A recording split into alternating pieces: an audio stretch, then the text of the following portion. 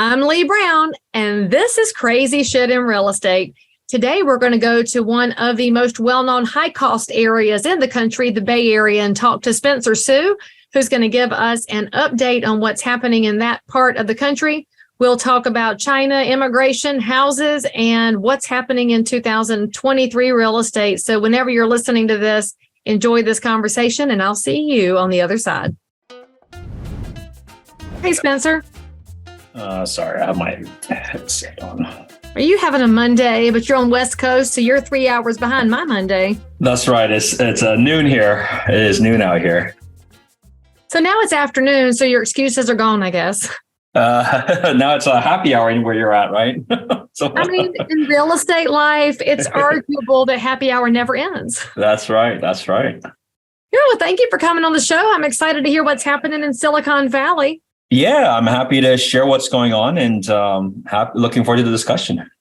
So where are you located exactly? Are you like in Burlingame? Or are you in Los Altos? Or where are you located? Good question. So I live in San Jose. So that's where really Silicon Valley truly is. So San Jose. And then we have an office like in Palo Alto, which is then more central to both of those cities that you mentioned. Very good. So how long have you lived out there? Are you a lifelonger? Yeah. I'm a native there. So I was born in San Jose. Oh, are you like the last one? Did I find the last San Jose native? Yeah, that's right. The rare breeds. We are the rare breeds out here. Yeah. I mean, that's what it's like in the Charlotte area. I'm one of the last, I like to say I'm one of the last three natives of here because everybody's migrating in from other areas, including California. Right. And I guess some others are leaving Charlotte then, right? That works both ways then. We're one of the top economic markets for jobs and for housing. So, we're Florida, Texas, North Carolina. Whoop, whoop. Yeah. So, as you're looking to invest, this is a great area. There you go. Yeah, it's done well. Well. So tell me a little bit about you. What do you do in and around real estate? Give my listeners and viewers a little bit of the Spencer story. Yeah, so a little bit about myself. So I'm born and raised in the Bay Area. My past life was in tech. So I was in software sales for over a decade. And that's predominantly the main drivers of the economy out here, and which is why it's such a big boom and bust kind of cycle. And we can talk a little bit about that. It's just the nature of when you have so much capital being pushed, it's always a momentum thing, right? And so ultimately that's how I started. And then I felt with my knowledge of the industries here, I did a few investment properties out here in the Bay Area in terms of house flips. Then that's what got me into real estate. And now fast forward to where I'm at now, we helped about 80 clients last year. And I have a team of 9 people right now with 5 agents. So I guess my question would be when you're building a team in an area that's fairly dependent on one primary economic sector. Of course, there's a lot of stuff going on out there, but technology is the primary sector, just like in Charlotte, financial services being our primary sector. How do you avoid being Pets.com? Yeah, it's a good question. I mean, Pets.com. It really is a good parallel, though, because in real estate, obviously, everybody knows we're recording this in first quarter of 2023. So we're coming off of that white hot, stupid market where everything was wildly on fire and any listing would sell. And buyers were fighting over things that they might not have thought about 6 years ago or 3 years from now. But now the market shifts and there is a moment when there will be some phoenix that arise from the ashes and there will be others that will vanish like Pets.com. So I'm curious to hear how you're positioning your team for changes. So as you mentioned, tech goes through ebbs and flows. How do you position your team for that? It's actually fairly simple, right? On one end, nobody controls what happens with the general market. To be fair, it doesn't matter from a day-to-day sales agent perspective, right? Because you can be optimistic, you can be pessimistic. It's not going to do you any good either way in terms of like really predicting the market. At the end of the day, there is always going to be fundamentally people that need to move and they need to buy, right? And whether it's from renting, whether it's their life has changed. I mean, the reality is there are so many COVID babies throughout the last couple of years. So everybody will fundamentally need more space. Now, the question is, how long would they last in the existing setup that they have? Now, they can drag it on maybe for a few years, but as kids get older, they need more and more space. And so there's a logical just housing need. And so that's the fundamental side of things, right? Which is like in a hot market, it doesn't actually benefit everybody. Like people have this misconception, hot markets don't benefit realtors. right? It just depends on which side you're on. If you deal with a lot of sellers, then yes. But if you deal with a lot of buyers that are looking at getting out or renting, then that's a terrible time, right? It's a complete psychological issue that they have to go through of constantly getting beat, constantly getting pushed above prices, constantly overpaying. And so that also has a fundamental impact of how an individual or a team like ours handles business. So to give you an idea, the Bay Area has declined since the peak of things till now, the recording of as an end of January, roughly, about 25 to 30% since the peak of April. And for us, though, in the last 6 months, we've been the busiest and it's been the best time ever for us because we deal with a lot of new buyers that are entering the market, right? It's been the easiest for them.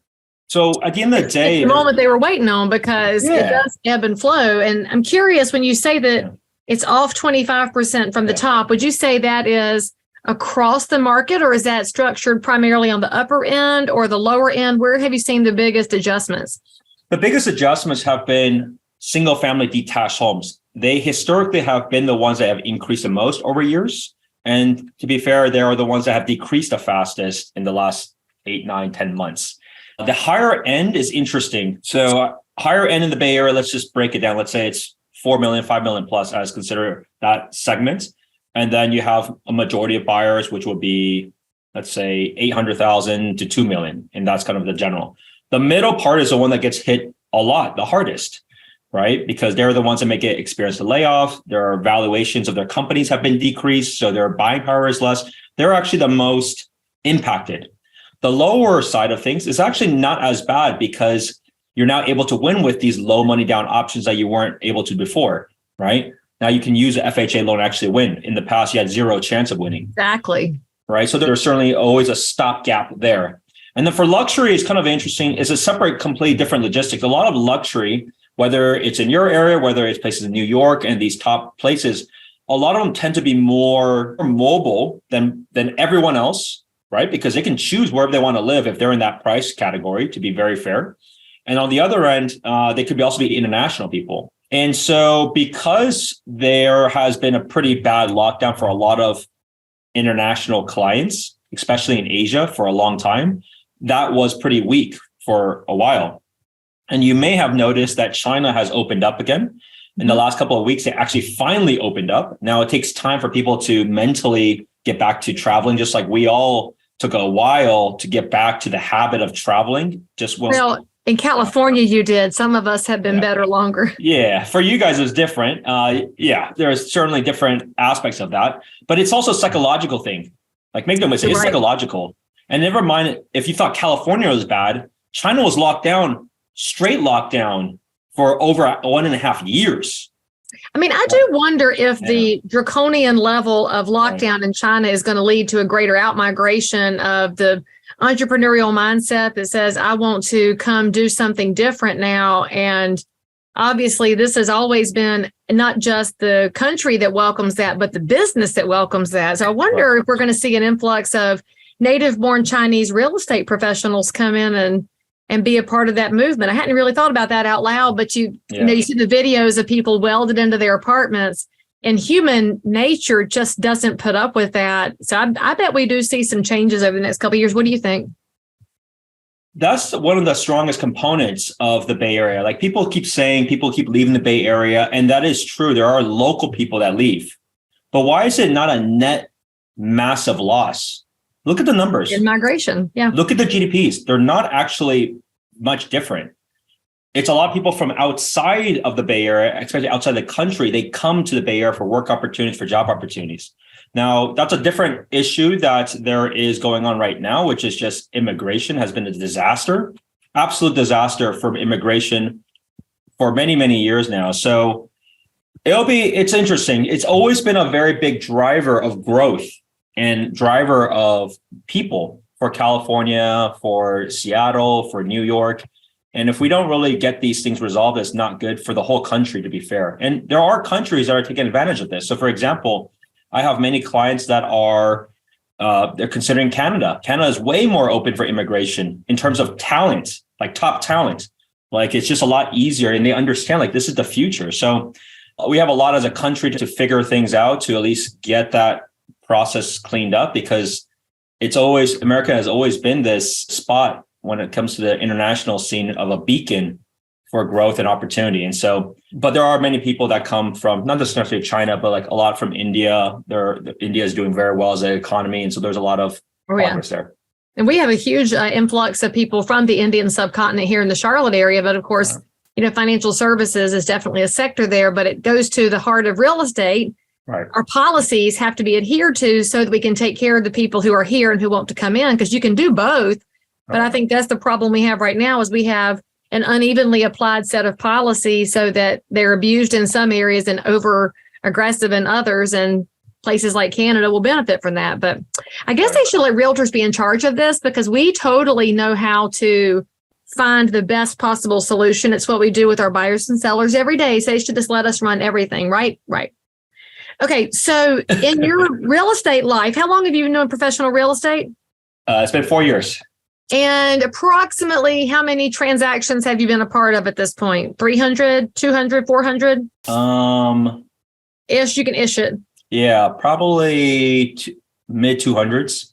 So that means in the ish, let's just pick 250 out of thin air because it's a nice round number, and ish two buyers, ish two sellers in some family configuration. So 4 times 250, roughly 1,000 people impacted by Spencer's real estate life, which means that in the process of doing all that buying and selling, you've encountered something that made you say, I cannot even believe I'm involved in this. These people are something out of the ordinary. So, of course, my show is all about those out of the ordinary moments and what realtors do with it. So I'm dying to know, Spencer, what's the craziest thing you've encountered in your time in real estate? If you are remotely awake, then you know that we are heading into some really tricky economic times. We have home buyers that have put the kibosh on buying because they have interest rate shock. We have sellers who have found out suddenly their houses aren't dipped in 14 karat gold. And as a realtor, you are still trying to keep up with the business you have and trying to answer questions in the meantime, while also managing sky high fuel cost at the pump. Never fear, because my new video course is coming out right now, and it's called How to Dominate During a Recession. Look, I've been a realtor for 22 years. I came through the last recession by the skin of my teeth. Actually, not even the skin of my teeth. My business went up every year during the Great Recession, and it's all because of education and getting in front of the curve so that I could serve as many neighbors as possible and help them weather this storm as well. So this course is 4 modules. There might even be some bonus content for you. And I have priced it so that everybody can get a hold of it and go out there and do great things for the American dream and for home ownership. The price is $199. Click on this link. If you take action, you can be the one who brings great information and great solutions, and also paired with realism and optimism into the marketplace that you serve. I am delighted to bring this out as quickly as possible because, friends, there's no time like the present to make sure our neighbors are stronger and we protect the American dream. Yeah, so the craziest encounter would be not necessarily of a client, but just the overall transaction period. And I think a lot of us will have a lot of these stories from last year because things were moving very quickly the wrong direction, right? With when it came to interest rates. So the backstory was I was helping my client sell investment property. She wanted to sell investment property, sell that place, move on to 1031 for another place. And that's very common for a lot of properties in California, right? And so initially when we started, it was probably maybe closer to the March timeframe. And so during the March timeframe, things were still okay. Things were still rising, but there was headwinds ahead of us. Right. It was very clear headwinds, but it hasn't really impacted much. But that was like, there's some signs there. So nevertheless, we put the home on the market. We got an offer very, very quickly within 2 weeks. But we did accept an offer that was an FHA loan. And so with FHA loans, as many of you all know, there are certain requirements of things that needs to be done for the home. And there needs to be certainly have limited down payment options, right? They're very capped at what it can appraise for. So ultimately, it was a very good price. And we were very excited to take it, but we knew that there was some risk of accepting it because of the nature of that product. And so as we were progressing through, we were almost completed, as in like the transaction was almost done. All the things were cleared off. Section 1 was going to be done. but the appraisal came back. And unfortunately, the appraisal came back really, really low, which was terrible. I mean, at the end of the day, there were many comps that were out there, but they just didn't make any changes. And it was like at least 10% off. Like it was that far off. Like we're not talking about a little bit, it's 10% off. And so it was very unfortunate because we were 1 or 2 weeks from closing and the appraisal also came late. The appraisers are different when it comes to FHA too. And so we tried to rebuttal and we couldn't. And so unfortunately, that person fell out and that was a really good number. And then as you now can experience, right, that was starting the turn and of just the general market. And it was turning fast because individuals' rates were all changing. Because I was then asking, look, if we redid a price as an example, let's say we can go to that appraisal price, would they still accept it? And at that time, even the adjustment wasn't going to be good enough because now the rates were very, very different. So that was tough. And it was also tough for the seller, right? The seller was like, wow, how did it drop 10% in 1 month? Right. And so based off of the opinion of a third party person that wasn't even a realtor, right? So that was tough. So then fast forward, then we put it back on the market. It sits on the market for a while. We have to do some price reductions. And then we get a couple of offers. And there was at least 2 offers during that time that they made an offer and then they're like, all right, we changed our mind. We back out. We got buyer's remorse once we got the offer accepted. So it's like, man, what is wrong with this home? It's like, are we cursed? Like, is this crazy? Right, it's what it feels like. Yeah, it absolutely felt that way. It was rough. So either way, time goes on, months goes on now, because it's now a few months on, and the general landscape has gotten much worse. It's not gotten better. More people are scared. Affordability is even more difficult. And eventually we lowered the price and we came to an agreement and found somebody else. And as part of working with this other individual, same thing. It was also I don't remember if it was an FHA loan or VA loan, but it's one of them. Same thing. You have to get your Section 1 cleared out too. And so we accepted this offer. We're like, all right, we got nothing else going on. Let's make this work. And we kept progressing.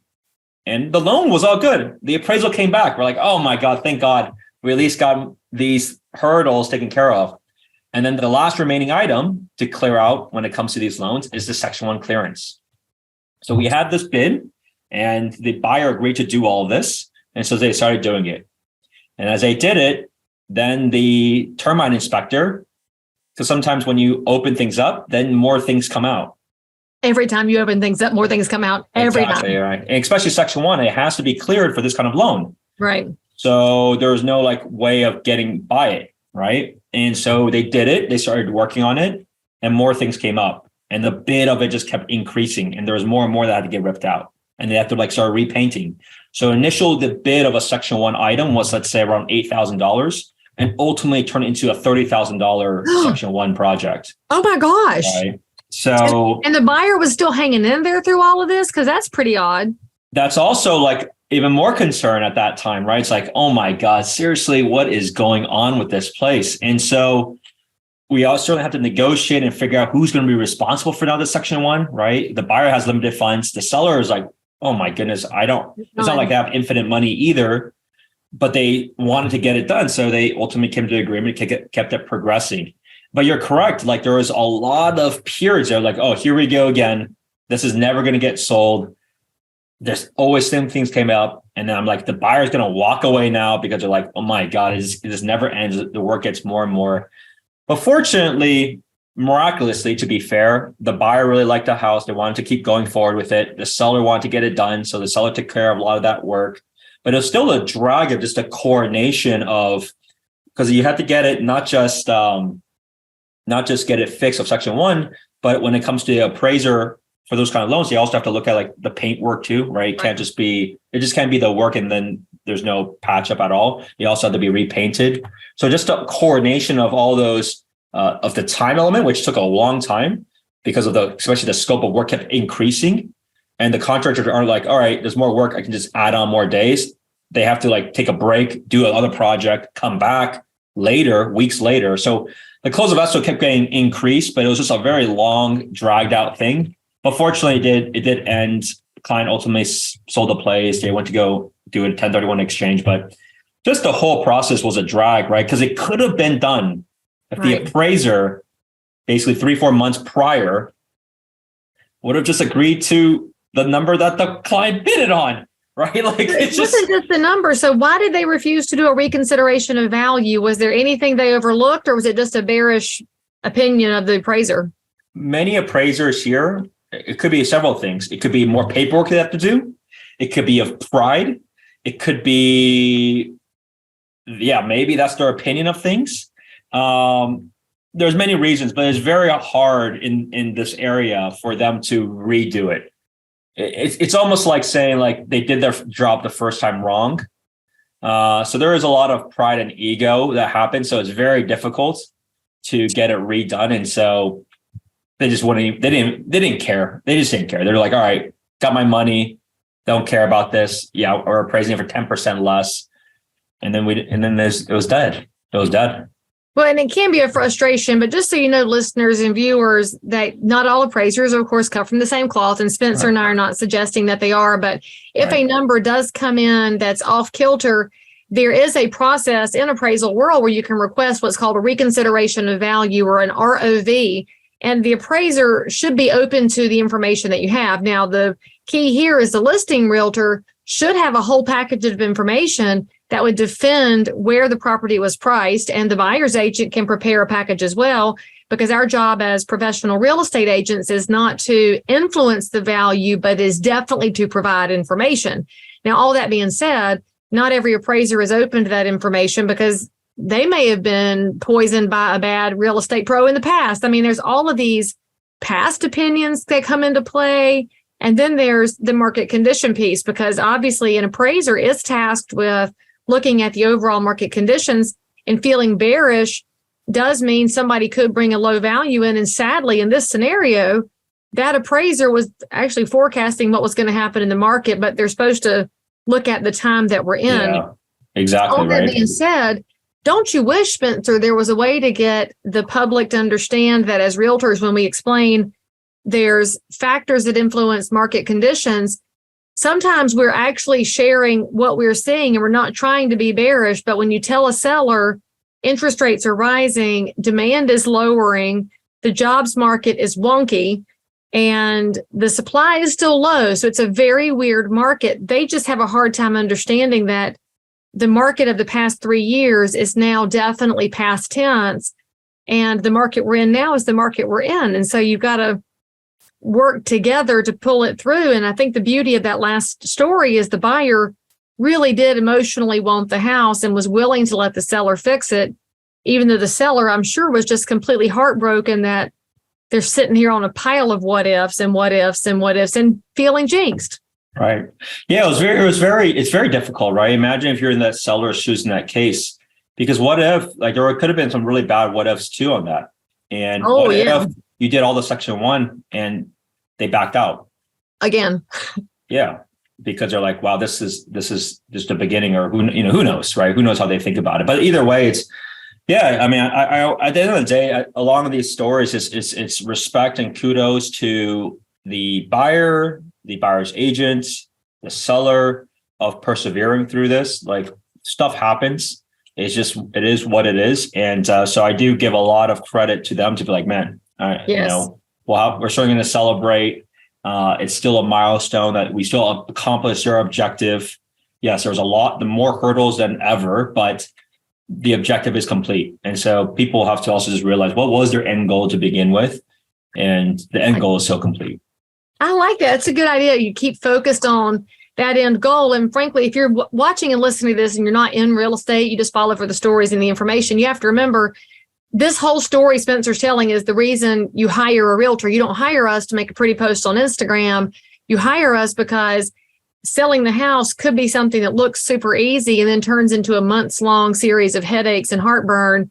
And all you're doing is trying to get the thing done. And so we're always punting and pivoting, trying to figure out who's actually going to bring this forward and how do I help them.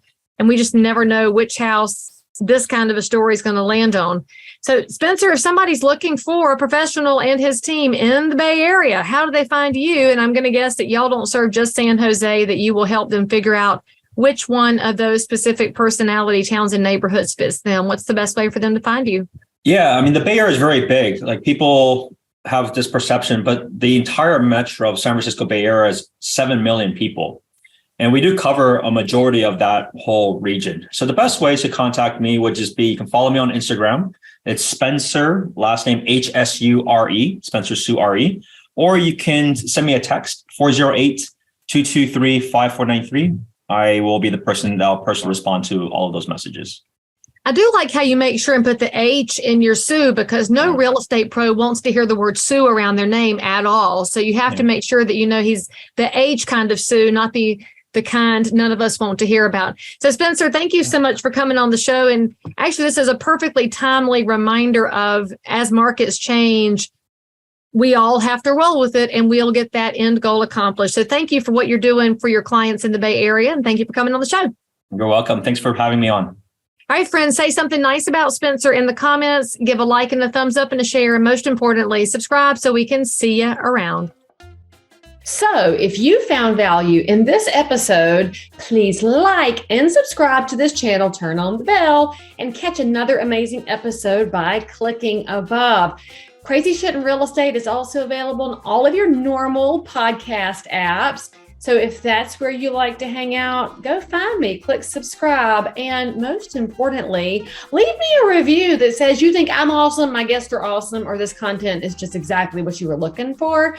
And then, by the way, if there's something you need, you want to learn about something, you can comment below anytime. You can also send me a direct message if you need to remain anonymous. No judgment. But anyway, I'll only judge if you forget to subscribe and click. I'll see you next time.